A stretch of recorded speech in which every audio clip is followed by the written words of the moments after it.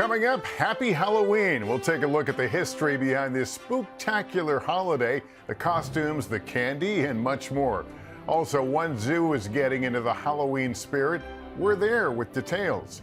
Then fall back. It's that time of year again when we turn the clocks back 1 hour. We'll explain why we do that and what you can do at home to adjust to the time change. Plus, a kid's guide to voting. The presidential election is just days away. We'll explain how we elect the President of the United States and how one group of students is using their creativity to help get out the vote.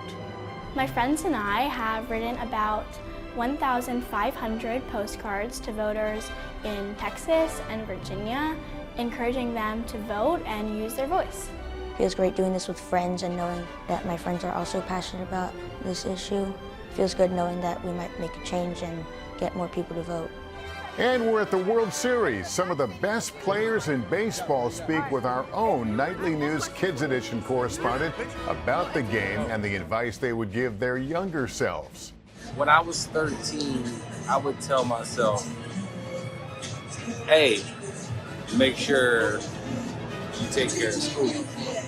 Because taking care of school is essential to life. It's not about the school, it's about the discipline that you create in school. Then after that, really just cherish the time with your friends and stuff. This is NBC Nightly News, Kids Edition. Welcome back to Nightly News Kids Edition. It's great to be with you. Happy Halloween, everyone. We have an awesome lineup ahead, from our picture of the week to everything you want to know about Halloween. And I'll even get into the Halloween spirit with my costume reveal a bit later on.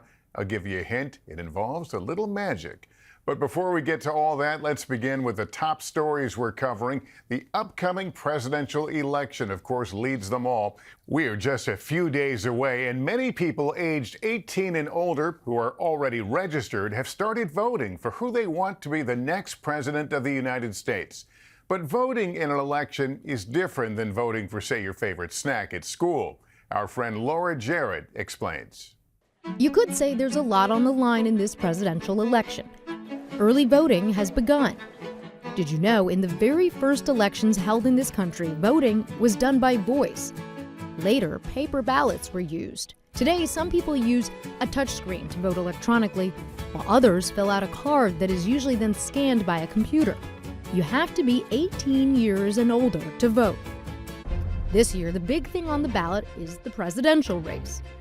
Vice President Kamala Harris, a Democrat, is running against former President Donald Trump, a Republican, who is seeking a second term in office. Other candidates might also appear on the ballot depending on where you live. And guess what? The person with the most votes doesn't automatically win the presidential election. There's something called the Electoral College. There's a system that our founders gave us where those votes go into an electoral college. Each state gets a few electors, and the person who gets the most electoral votes is the person who becomes president. That may not be the same person as the person who got the most popular votes. So think of it as a point system. Each state is assigned a number. So for instance, Michigan gets 15 points. The biggest state is California, of course. It's worth 54 points. A presidential candidate must win enough states to get 270 points. And even though you have to be 18 years and older to vote in the U.S., there are some things kids can do to follow along on election night. Maybe plan a party or make a chart of who's winning. And do your homework. One way they can participate is by researching what the different political parties stand for and what the individual candidates stand for. So what do they believe? What are their values? What do they say they will do if they get elected? And then think about how you feel. What do you believe? What do you think is the right decision for the country? And the more kids know about what's at stake and the issues that are being decided, the more they can have conversations with their family and friends, and the more exciting the election will be for them. So when do we know the election results? Well, it depends. In the past, the results usually came in late in the evening. But this year, there could be a delay if it's close, since so many people are voting and it could take some time to count all the votes. And even though you might not be eligible to vote yet, what happens on Election Day affects your future, too. Okay, Laura, thanks so much. Well, speaking of voting, a group of 6th grade students in Washington, D.C. are using their creativity to help encourage people to vote on Election Day. It's a story we first brought you 4 years ago on Kids Edition, and now the same students are back to get out the vote once more. Our friend Kate Snow has details in this week's Inspiring Kids story. Back in 2020, these 3rd grade students from Washington, D.C. found a creative way to encourage people to vote in the presidential election. We've been writing postcards to people to get them to vote more. Designing postcards while social distancing during the COVID-19 pandemic, they spoke with Nightly News Kids Edition about the messages they were sending out. For example, one of mine said, "Be a part of democracy, vote." Another one said, "Voting is your superpower." Dear Grace, every vote counts, including yours. Well, if these kids can help vote even if they're not old enough, then I can too. Yeah, let's put some down here. 4 years later, the very same kids are keeping up the good work and getting out the vote again. It's really cool that we can keep on doing this over the years. It feels so great to be a part of something that started off so small and then to watch it grow to be this level. Working together with my community on it, working with my friends, the kids from different schools. It's a lot of fun. Now in 6th grade, Zara, Aria, and Simone, along with more friends, are sending out even more postcards this year. My friends and I have written about 1,500 postcards to voters in Texas and Virginia, encouraging them to vote and use their voice. At the end of the day, we live in a pretty high-tech culture. This is a really low-tech, personal, and meaningful way to reach someone through their mailbox. With the help of their parents, these students have been holding postcard parties the last few weeks in the countdown to Election Day. It feels great doing this with friends and knowing that my friends are also passionate about this issue. It feels good knowing that we might make a change and get more people to vote. I do think these kids are going to be lifelong democracy enthusiasts, and I think that their energy is really infectious. I'd say it's really inspiring to the adults in their lives. They don't take sides in the election, but they focus on empowering voters through encouragement and information. We want them to feel supported in voting. So we say things like, your vote is your voice, and we encourage you to use it. You know, you got this. And then we also include some of the basic information like where they can vote and where they can learn more about the candidates. Whoever leads this country, they'll affect us individually and as a whole. And so everyone should vote so that they can get their vote out, their opinion across, because everyone's opinion matters. And to those at home who want to do something, these kids had some words of advice. Whether you're eligible to vote or not, you have a voice and your voice can be heard. And anything, no matter how small, just sending a couple postcards, that can really make a difference. Get together with some of your friends or your family and your community and brainstorm, and then set your mind to one goal and then do it. Have your own postcard party, reach out to different people, and just remember, kids have a big voice too, so you can still make a difference at a young age. Kids making a difference, inspiring voters to make their voices heard at the polls.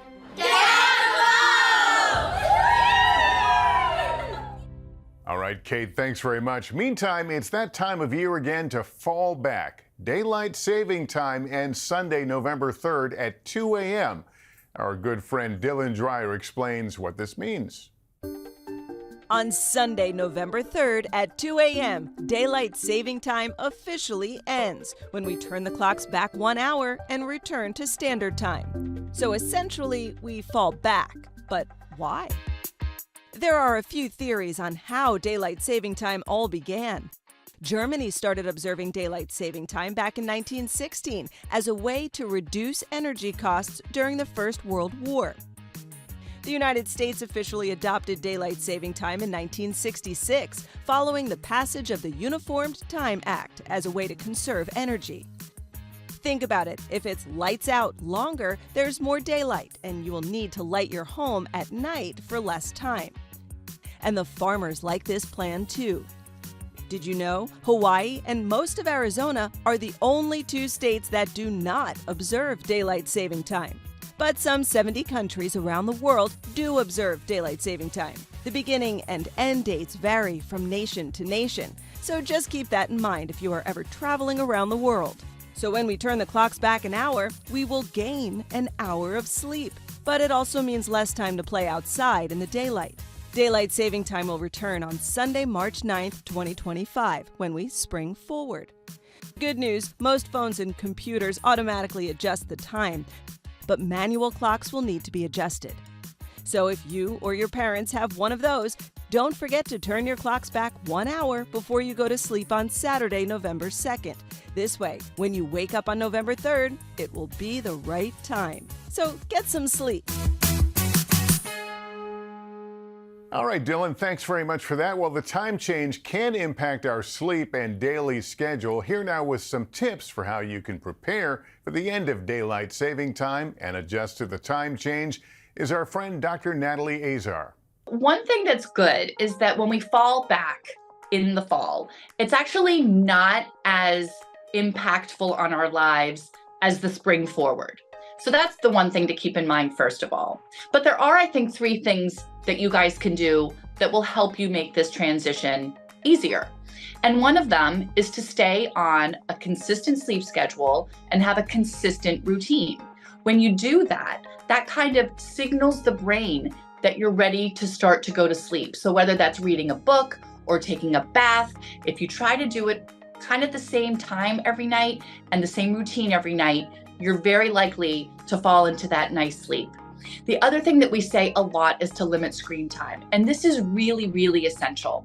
The easiest way to remember what the screens do to you is that they send out something called a blue light, and you think of blue is bad, B and B, easy to remember. Sometimes your phones actually have a way to reduce that blue light, or the easiest thing to do, you guys, just turn it off and put it aside. And then lastly, no big snacks before bedtime. That also disrupts the hormones, which are the chemicals in the body that signal that it's time to go to sleep. So if you're hungry, by all means, have a light little snack, but no heavy meals or like lots of sugary things right before you go to bed. And if all of that doesn't work and you're still struggling for a couple of days, just remember your body is this amazing machine that will adjust to the new schedule. Just give it a little bit of time. Dr. Natalie Azar, thanks so much for that great advice. In other news this week, Los Angeles Dodgers and New York Yankees fans are going crazy over the World Series. Our Kids Edition correspondent Andres scored a big win. He was able to speak with a few players, including Dodgers All-Star Mookie Betts, before Game 4 of the World Series at Yankee Stadium. Thanks, Lester. I am here inside the Yankee Stadium right now. It is a packed stadium with 49,000 fans. Earlier today, I got to speak with the players, and I asked them what advice would they give themselves if they were 13 years old if they went back to the past. Take a look at what I have to say to them. Mookie, could I interview you real quick? Right here. Okay, so I have one question. What advice, if you were to travel back in time, what advice would you give your 13-year-old self? When I was 13, I would really, that's a great question. When I was 13 years old, I don't even remember when I was 13 years old, that was so long ago. I would say, when I was 13, I would tell myself, hey, make sure you take care of school. Because taking care of school is essential to life. It's not about the school, it's about the discipline that you create in school. Then after that, I mean, really just cherish the time with your friends and stuff, man, because when you're 13, you don't have any responsibilities in life, and so really have fun and make sure you take care of school. Thank you so much. Yes, sir. All right, brother. Yes, sir. At that time, have fun. Have fun, play hard, but you know, if you wanna get better at baseball or anything, especially nowadays with how competitive everything is, you gotta outwork everybody.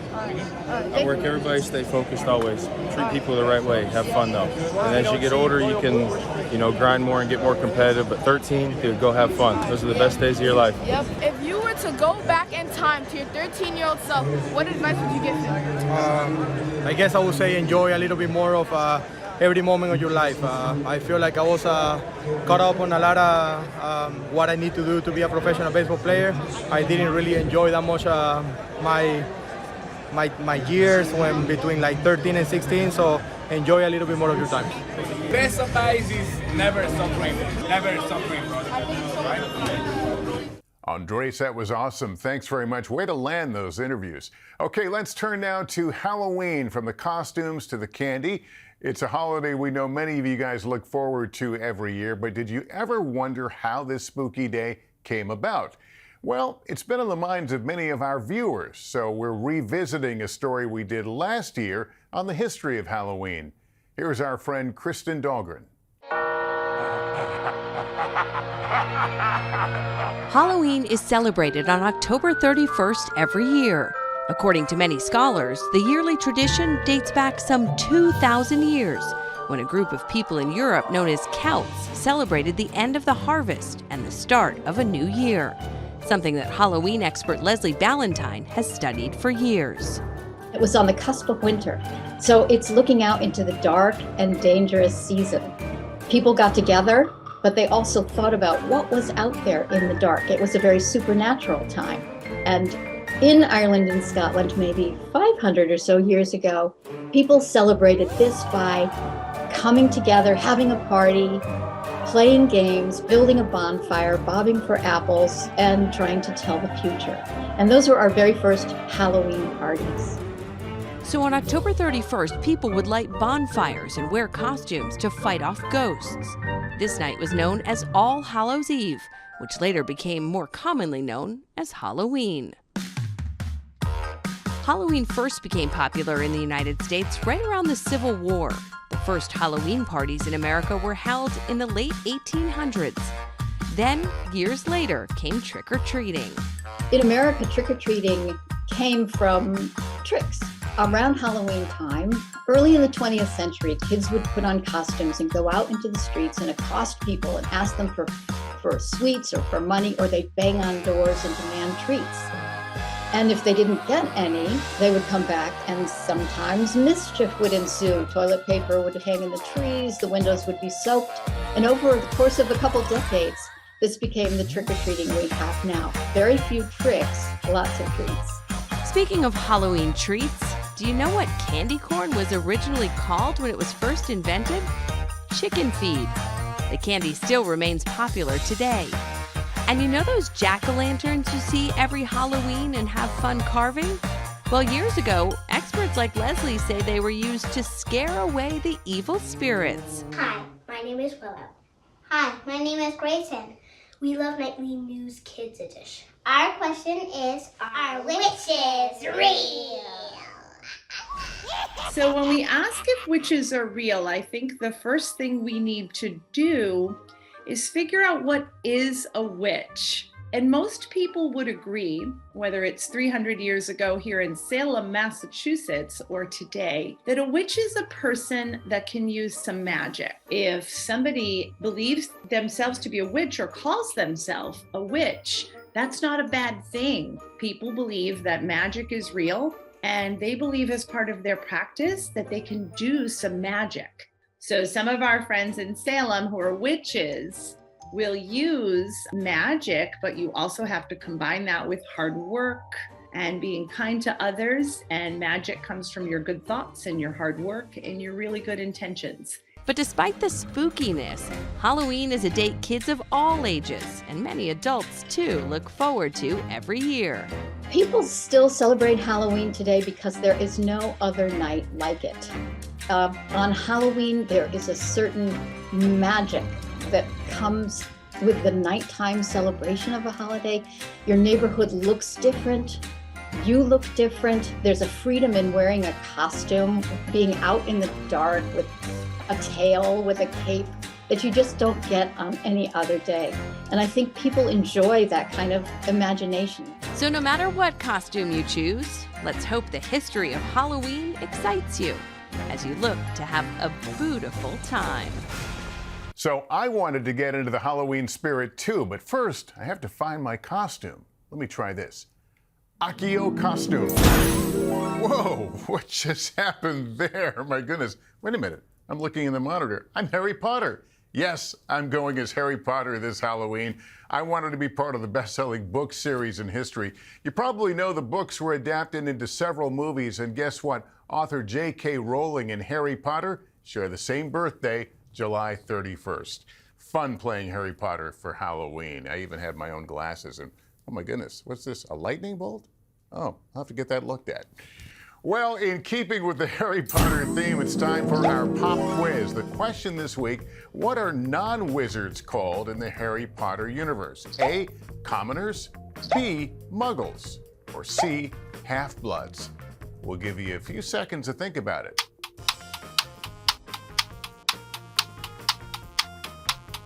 Okay, time's up. The answer is B, muggles. In the world of Harry Potter, witches and wizards have magical powers, while muggles do not.